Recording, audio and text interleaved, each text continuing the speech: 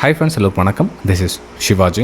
Friends, video போகிறதுக்கு முன்னாடி என்னோடய சப்ஸ்கிரைபர்ஸ், வியூவர்ஸ், ஃப்ரெண்ட்ஸ் எல்லோருக்கும் என் மனமார்ந்த நன்றிகளை தெரிவிச்சுக்கிறேன். ஃப்ரெண்ட்ஸ், இந்த ட்ரேடிங்கில் பார்த்தீங்கன்னா இன்னமும் லாஸ் ஜோனில் இருக்கிறவங்களுக்கு இந்த வீடியோ ரொம்ப பயனுள்ளதாக இருக்கும். அதாவது என்ன சார் லாஸ் ஜோன் அப்படின்னு பார்த்தீங்கன்னா, இப்போ நீங்கள் நினச்சிட்டு இருக்கலாம், சார் எல்லாமே லாஸில் தான் போயிட்டுருக்காங்க, இன்னமும் லாஸ் ஜோன் அப்படின்னு. ஃப்ரெண்ட்ஸ், இதில் 2-3 ஸ்டேஜ் இருக்குது. அதாவது நீங்கள் ஒரு 50,000 கேபிட்டல் எடுத்துகிட்டு வரீங்க அப்படின்னா, ஸோ அந்த 50,000 எவ்வளோ பண்ணாலும் வைப் அவுட் பண்ணிவிடுவாங்க, அதாவது ஜீரோ பண்ணிவிடுவாங்க. ஒரு பர்டிகுலர் ஸ்டேஜில் இது மாதிரி இருப்பாங்க. இன்னொரு கேரக்டர் இருப்பாங்க, அவங்க என்ன அப்படின்னா 50,000 எடுத்துன்னு வருவாங்க. இதை எடுத்துன்னு ஒரு 5,000 ப்ராஃபிட் வரும், 5,000 லாஸ் வரும். இந்த மாதிரியே no loss no profit. Month எண்டில் அந்த 50,000 கேபிட்டல் அப்படியே இருக்கும், ஆனால் லாபம் பெருசாக ஒன்று வந்திருக்காது. இது செகண்ட் ஸ்டேஜ். நீங்கள் ஃபஸ்ட்டு ஸ்டேஜில் இருந்தீங்க அப்படின்னா இந்த வீடியோ உங்களுக்கு ரொம்ப பயனுள்ளதாக இருக்கும். இந்த 2வது ஸ்டேஜில் இருக்கிறவங்களுக்கு இன்னும் இதை விட இன்னும் கொஞ்சம் கிளாரிட்டி கிடைக்கும். அதாவது அந்த நோ லாஸ் நோ ப்ராஃபிட் ஜோனில் இருக்காங்களே, அவங்களுக்கு இந்த வீடியோ இன்னும் ஒரு அடுத்த ஸ்டெப்பு மூவ் ஆகிறதுக்கு ரொம்ப பயனுள்ளதாக இருக்கும். சரி, என்ன சார் அது பயனுள்ளதாக இருக்கும் அப்படின்னு பார்த்தீங்கன்னா, இப்போது நீங்கள் கிரிக்கெட்டு விளையாடுறீங்க எக்ஸாம்பிள் வச்சுக்கலாம். அதில் நீங்கள் ஒரு பேட்ஸ்மேனாக இருக்க விரும்புகிறீங்களா அல்லது பவுலராக இருக்க விரும்புகிறீங்களா அப்படின்னு நீங்கள் டிசைட் பண்ணணும். ஓகே, இல்லை சார் நான் பேட்டிங்கும் பண்ணணும் பவுலிங்கும் பண்ணணும், ரெண்டுமே எனக்கு பிடிக்கும். ஃபஸ்ட்டு ரெண்டும் பிடிக்கும், ஓகே. ஆனால் ஃபஸ்ட்டு எதனா ஒன்றுத்தில் மாஸ்டர் ஆகுங்க. உங்களுக்கு பேட்டிங் வந்துச்சுன்னா பேட்டிங் ஃபஸ்ட்டு ப்ராக்டிஸ் பண்ணுங்கள், நல்லா அதில் சக்ஸஸ்ஃபுல் ஆகுங்க. இல்லை பவுலிங் வந்துச்சு அப்படின்னா பவுலிங்கில் நல்லா தரவாக பவுல் பண்ணுங்கள், அதுக்கப்புறம் பேட்ஸ்மேனாக சேஞ்ச் பண்ணுங்கள். நான் ரெண்டுமாவே இருக்க விரும்புகிறேன் அப்படின்னு நீங்கள் ப்ராக்டிஸ் பண்ண சொல்ல என்னன்னா, உங்களுடைய கற்றுக்கிற திறமை கொஞ்சம் கொஞ்சமாக கம்மியாகவும் ரொம்ப போரிங்காக இருக்கும். அந்த கான்சன்ட்ரேஷன் சரியாக பண்ண முடியாது. அப்போ என்ன ஆகுனா, எதனா ஒன்றுத்தை சூஸ் பண்ணிவிட்டு நீங்கள் பேட்டிங்னா அந்த வருஷம் ஃபுல்லாக பேட்டிங்கில் ப்ராக்டிஸ் பண்ணிவிட்டு, ஓகே பேட்டிங்கில் நான் எனக்கு இதெல்லாம் வருது, நான் இந்த மாதிரி ஷாட்ஸ்லாம் நல்லா ஆடுவேன் அப்படின்னு அதில் தெளிவாயிடணும். ஸோ பவுலிங் வருதுன்னா பவுலிங்கில் அந்த மாதிரி ஒரு ஃபில்டர் பண்ணிக்க, ரைட்டுங்களா? சரி சார், கிரிக்கெட்டுக்கும் இதுக்கும் சொல்கிறீங்களே என்ன சார் சம்பந்தம் அப்படின்னு கேட்டிங்கன்னா, இதுக்கும் இருக்குது ஃப்ரெண்ட்ஸ். அதாவது இதில் ட்ரெண்டிங் மார்க்கெட் அப்படின்னு சொல்லுவாங்க. மார்க்கெட்டு ட்ரெண்டிங் ஒரு அப் ட்ரெண்டில் போகுதுன்னு வச்சிங்களேன். மார்க்கெட் ஒரு ஹையரை ஃபார்மேஷன் பண்ணி மார்க்கெட் மேலே அப் ட்ரெண்டில் போயிடுது. ஸோ இந்த மார்க்கெட்டில் நீங்கள் ப்ராக்டிஸ் பண்ணிட்டீங்க, எனக்கு அப் ட்ரெண்டில் ப்ராக்டிஸ் பண்ணி ஒரு நல்ல பழக்கம் இருக்குது சார், ஓகே. அப்போ டவுன் ட்ரெண்டில் நல்ல பழக்கம் இருக்குது சார், ஓகே. இது ட்ரெண்டிங் மார்க்கெட்டில் நீங்கள் ட்ரேடிங் பண்ணி ப்ராக்டிஸ் பண்ணுறீங்களா, ரைட் பண்ணுங்கள். அப்போ என்ன ஆகுனா, அந்த சைட்வேஸ் மார்க்கெட் ஒரு சில நாட்களோ ஒரு சில மாதங்களோ சைட்வேஸ் மார்க்கெட் மாதிரி மூவ் ஆகும். ஸோ இதில் பார்த்தீங்கன்னா உங்களுடைய லாஸஸ் அவாய்ட் ஆகிடும். ஏன்னா நீங்கள் ட்ரெண்டிங் மார்க்கெட் ப்ராக்டிஸ் ஆனப்போ இந்த சைட்வேஸ் மார்க்கெட்டில் ப்ராக்டிஸ் பண்ண மாட்டீங்க, அது வேணான்னு விட்டுருங்க. ஓகே, நமக்கு இன்றைக்கி ட்ரெண்டிங் மார்க்கெட் இல்லை, நமக்கு இன்றைக்கி வாய்ப்பு இல்லை, க்ளோஸ் பண்ணிவிடுவீங்க. அப்போது இந்த மைண்ட் செட்டை நீங்கள் டியூன் பண்ணுறதுக்கு அவ்வளோ ஈஸியான விஷயம் கிடையாது. நீங்கள் என்ன பண்ணுவீங்கன்னா, சைட்வேஸ் மார்க்கெட்டில் ட்ரெண்டிங் மார்க்கெட் அப்படின்னு போட்டு உள்ளே போய்ட்டு மாட்டிக்குவீங்க. அப்போ அந்த டைமில் என்ன ஆகுனா, நீங்கள் குழம்பிடுவீங்க.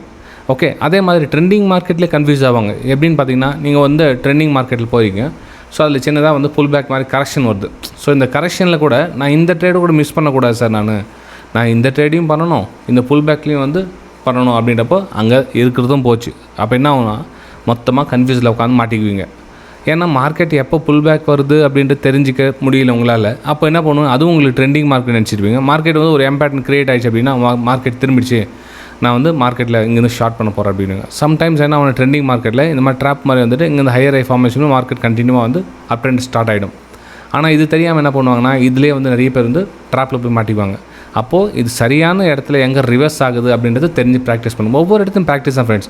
நீங்கள் ட்ரெண்டிங் மார்க்கெட்டில் போனோன்னா ட்ரெண்டிங் மார்க்கெட் ப்ராக்டிஸ் பண்ணுங்கள். இந்த புல் பேக்கில் ப்ராக்டிஸ் பண்ணால் இந்த புல் பேக்கில் ப்ராக்டிஸ் பண்ணுங்கள். இந்த புல் பேக்கில் ரீஎன்ட்ரி எடுக்கணும்னா இதில் ப்ராக்டிஸ் பண்ணுங்கள். ஸோ மொத்தத்தில் நீங்கள் எந்த இடத்துல ட்ரேட் எடுக்கணும் அப்படியே தெளிவாயிடுங்க. ஓகே, எதுக்காக சார் இன்றைக்கி சொல்கிறீங்க அப்படின்னு பார்த்தீங்கன்னா, இன்றைக்கி லைவ் மார்க்கெட்டில் சில விஷயங்கள் நடந்தது, அதை உங்களுக்கு ஷேர் பண்ணுறேன். நீங்கள் நம்ம சேனல் ஃபஸ்ட் டைம் பார்க்குறேன், சேனலை சப்ஸ்கிரைப் பண்ணி பெல் ஐக்கானை கிளிக் பண்ணி வச்சுங்க. ஆக்சுவலாக காலையில் ஒரு பை சைட் வியூ வந்தது, ஒரு எஸ்எல் ட்ரிகர் ஆயிடுச்சு. ஓகே, எஸ்எல் என்ன சார் ட்ரிகர் ஆயிடுச்சு அப்படின்னு பார்த்தா, இது 1 minute டைம் ஃப்ரேமில் இந்த 200 EMA கிட்ட சப்போர்ட் வர மாதிரி இருந்துச்சு. நமக்கு ஒரு ஹையர் ஐ ஃபார்மேஷன் வச்சு மார்க்கெட் நம்ம என்ட்ரி எடுத்தோம். இங்கே பையர்ஸ் ரொம்ப டேரக்ட் ட்ரை பண்ணாங்க. இது பையர்ஸ் ட்ரை பண்ண ஏரியா, ஆனால் அவங்களால முடியல, பை பண்ண முடியல. கடைசியாக இந்த 200 EMA சப்போர்ட் எடுத்தாங்க. ஸோ இங்கேருந்தாவது உங்களுக்கு சப்போர்ட் எடுத்து மேலே போகும் அப்படின்னு லாஸ்ட்டாக ஹோப் இருந்தது. ஸோ இந்த இடத்துல இங்கேயே எஸ்எல் கட் ஆகிடுச்சு. எஸ்எல் கட் ஆகிட்டு வெளியே வந்தாச்சு. ஓகே, அதுக்கப்புறமா புதுசாக வந்தவங்க பார்த்தீங்கன்னா, இந்த 200 EMA கட் ஆகிடுச்சு, லைன் கட் ஆகிடுச்சு, நாங்கள் இங்கேருந்து ஷார்ட் சைடு எடுக்கிறோம், மேலே எஸ்எல் போட்டு பண்ணுறோம், நமக்கு இந்த ப்ராஃபிட்டை கேட்ச் பண்ணோம் சார் அப்படின்னாங்க. Right, okay. அப்போ என்ன ஆகுனா, உங்களுக்கு இந்த சப்போர்ட்டில் ப்ரைஸ் எடுக்க ப்ராக்டிஸ் பண்ணுவாங்க. இந்த சப்போர்ட் பிரேக் டவுன் ஒன்று ஷார்ட் பண்ணணும் அப்படின்னா இதில் நிறைய விஷயங்கள் தெரிஞ்சுக்கணும். என்ன அப்படின்னு பார்த்தீங்கன்னா, மார்க்கெட் அப் ட்ரெண்டில் போகுது. மார்க்கெட் அப் ட்ரெண்ட் போது லோ ஃபார்மேஷன் பண்ணி மார்க்கெட் ரிவர்ஸ் ஆகிருக்கு. ஸோ இந்த டைமில் மார்க்கெட் ரிவர்ஸ் ஆனதுக்கப்புறம் இந்த மூமெண்டம் கேட்ச் பண்ணணும் அப்படின்னா இதுக்கு ப்ராக்டிஸ் ரொம்ப ரொம்ப அவசியம். ஸ்டார்டிங் ஸ்டேஜில் இந்த மாதிரி நீங்கள் பெரிய பெரிய ஷார்ட்ஸில் அதை பெரிய பெரிய மூமெண்ட்டால் கேட்ச் பண்ண போனீங்கன்னா கன்சிஸ்டண்ட்டாக உங்களால் பண்ண முடியாது. ஏன்னா எவ்வளோ தூரம் கரெக்ஷன் வரும் அப்படின்னு தெரியாது, எவ்வளோ தூரம் புல் பேக் வரும்னு தெரியாது. அப்போ என்ன பண்ணுவீங்கன்னா ஏடாக போயிட்டு மாட்டிக்குவீங்க. அப்போ இன்றைக்கி உங்களோட வாய்ப்பு இந்த 200 EMAக்கு மேலே அப்பர் சைடு பார்த்தீங்க, எஸ்எல் கட் பண்ணிட்டீங்க, சிஸ்டமை க்ளோஸ் பண்ணிட்டீங்க, இந்த வாய்ப்பை நான் மிஸ் பண்ணிட்டேன் சார் அப்படின்னு ஃபீல் பண்ணாமல் இருக்கிறீங்களா? ஓகே, யூஆர் குட், நல்ல ஒரு பொசிஷன் வந்துட்டீங்க. ஆனால் யாரெல்லாம் இந்த ஃபீல் பண்ணுறாங்களோ, அதாவது இன்றைக்கி இந்த மூமெண்ட்டை மிஸ் ஆகிடுச்சு, நான் இந்த ஷார்ட் சைடு பண்ணி ப்ராஃபிட் பண்ணியிருப்பேன், போயிடுச்சு ப்ரைஸ் அப்படின்னு. அப்போது போயிடுச்சு ப்ரைஸ்னால் இந்த மூமெண்ட்டை உங்களால் கண்டுபிடிக்க முடியல அப்படின்றப்போ போயிடுச்சு நினச்சி வருத்தப்பட்டும் பிரயோஜனம் கிடையாது. ஃப்ரெண்ட்ஸ், நான் சொல்லுறது உங்களுக்கு புரிஞ்சிருக்குன்னு நினைக்கிறேன். கொஞ்சம் பொறுமையாக கேளுங்க. இல்லை சார், நான் ஸ்கிப்பாக இந்த ஸ்ட்ராட்டஜி பார்த்து பண்ணுறேன், நான் டெய்லி டிப்ஸ் கால்ஸ் வாங்குறேன் அப்படின்னா இது கொஞ்சம் உங்களுக்கு போரிங்காக தான் இருக்கும். Sorry for that. ஆனால் இது விஷயம் புரிஞ்சவங்களுக்கு கண்டிப்பாக உங்களுக்கு சக்ஸஸ்ஃபுல்லாக வரும். ஸோ என்ன பண்ணுங்க அப்படின்னா, உங்களுக்கான ஒரு உங்களோட வழியை தேர்ந்தெடுத்துங்க. நான் ஒரு அப் ட்ரெண்ட் மட்டும் ஃபோக்கஸ் பண்ணுங்கள் போதும். கொஞ்சம் நாளைக்கு நீங்கள் சக்ஸஸ்ஃபுல் ஆகிற வரலாம். சக்ஸஸ்ஃபுல் ஆகிட்டதுக்கப்புறம் ஓகே, சக்ஸஸ்ஃபுல்லாக எதுவும் சார், இப்போ உங்கள்கிட்ட ₹1,00,000 கேபிட்டல் இருக்குது, நீங்கள் அதை ஒரு வருஷத்தில் ₹2,00,000 மாற்றிட்டீங்க.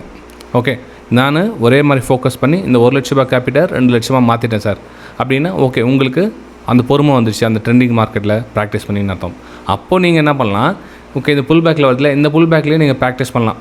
அப்போ இந்த புல் பேக் எது வேலை வருது, ஏன்னா இது உங்களுக்கு பழகிட்டு இருக்கும். இந்த புல் பேக்லாம் வருது எத்தனை டைம் என்ட்ரி எடுக்கணும், எத்தனை டைம் எஸ்எல்இட் ஆகுது, சரியாக போதா இல்லையா, இதெல்லாம் உங்களுக்கு பழகிட்டு இருக்கும்.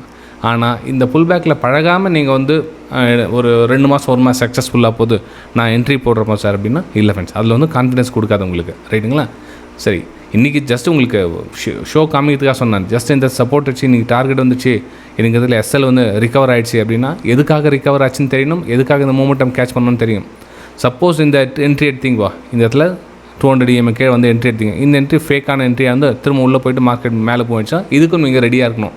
ஸோ இந்த இடத்துல எஸ்எல் ட்ரிகர் ஆகிடுச்சா, இந்த பக்கம் பை சைட் பண்ணேன், எஸ்எல் ட்ரிகர் ஆகிடுச்சு, இந்த பக்கம் சேல் பண்ணேன், ஸோ எஸ்எல் ட்ரிகர் ஆகிடுச்சு. அப்போ 2 இடத்துல எஸ்எல் ட்ரிகர் ஆகிடுச்சு. 2 இடத்துக்கு எஸ்எல்க்குன்னு ஃபஸ்ட்டு எஸ்எல் 5,000 போச்சு, ரெண்டாவது எஸ்எல் 5,000 ஸ்டாப் லாஸ் ஹிட் ஆச்சு. ஸோ இன்றைக்கி எனக்கு ₹10,000 ஸ்டாப் லாஸ் ஹிட் ஆச்சு. எனக்கு இந்த ஸ்ட்ராட்டஜியில் ஒர்க் பண்ணியிருக்கேன். சரி, இப்போது இந்த மாதிரி சுச்சுவேஷன் எத்தனை நாள் உங்களுக்கு வருஷத்தில் அமையுது அப்படின்னு பாருங்கள். இல்லை சார், இதுதான் ஃபஸ்ட் டைம் இந்த மாதிரி நான் பேட்டர்ன் பார்த்துருக்குது, இந்த மாதிரி விஷயம் நடக்குது, இது சப்போர்ட் கீழே வந்துச்சு அப்படின்னா ஓகே. ஆனால் சார் இல்லை சார், மாதத்தில் கம்மினா கூட 4-5 டைம் இந்த மாதிரி நிறைய டைம் பார்க்குறேன் நான், சப்போர்ட் பிரேக் டவுன் பண்ணி கீழே வர சொல்ல ரிவர்ஸில் வருது, ஸோ மார்க்கெட் கேப் ஓப்பன் ஆச்சு, இதில் சப்போர்ட் எடுக்குன்னு பார்த்தோம், ஆனால் சப்போர்ட் எடுக்கல. ஸோ இந்த மாதிரி விஷயம்லாம் கவனிக்கிறீங்களா? கவனிச்சிங்க அப்படின்னா உங்களுடைய எஸ்எல் ரொம்ப ரொம்ப ரொம்ப ரொம்ப கம்மியாகிடும். அப்போ உங்களுக்கு கான்ஃபிடென்ஸாக ட்ரேட் எடுக்க முயற்சி பண்ணுவீங்க ஃப்ரெண்ட்ஸ். ரைட்டுங்களா? ஸோ இந்த வீடியோ உங்களுக்கு பிடிச்சிருக்கு நம்புறேன். மறக்காமல் இந்த வீடியோக்கு உங்களுக்கு கருத்துக்கள் தெரிவிக்கலாம். அதே மாதிரி நம்மளுடைய வெபினார் குரூப் கற்றுக்கணும் அப்படி விருப்பப்பட்டீங்கன்னா நீங்கள் வெபினார்லேயும் ஜாயின் பண்ணிக்கலாம். அதோட டீட்டெயில்ஸும் வீடியோக்கு டிஸ்கிரிப்ஷனில் கொடுத்துருக்கும் பாருங்கள். ஓகே, இது ஷார்ட் சைடில் ட்ரேட் எடுத்த ஒரு ஸ்க்ரீன்ஷாட் நம்ம ஸ்டூடெண்ட்ஸ் அமைச்சது. அதாவது அந்த பிஇசி 317 என்ட்ரி ஆகிட்டு 344 சீக்கிரமாக குயிக்காக என்ட்ரி ஆகிட்டு எக்ஸிட் ஆகிட்டார். மேபி அந்த ஃபஸ்ட்டு எஸ்எல்லை ட்ரிகர் பண்ணிட்டு அந்த ட்ரேடிங் எடுத்துருக்கலாம், அல்லது ஃபஸ்ட் என்ட்ரியாகவும் எடுத்துக்கலாம், தெரியாது, என்னென்னா சொல்லலாம். நான் ஸ்க்ரீன்ஷாட் சென்ட் பண்ணிட்டதுக்கப்புறமா ஓகே. ஸோ இந்த மாதிரி விஷயங்களை நம்ம ஃப்ரீ எஜுகேஷன் குரூப் சரி, நம்ம எஜுகேஷன் குரூப்லையும் சரி பண்ணிகிட்ருக்கோம். சரி ஃப்ரெண்ட்ஸ், இந்த வீடியோ உங்களுக்கு பிடிச்சதை மறக்காமல் உங்களோட லைக்ஸ் அண்ட் கமெண்ட்ஸை பதிவு பண்ணுங்கள். நம்ம அடுத்த வீடியோ சந்திக்கலாம். தேங்க்யூ.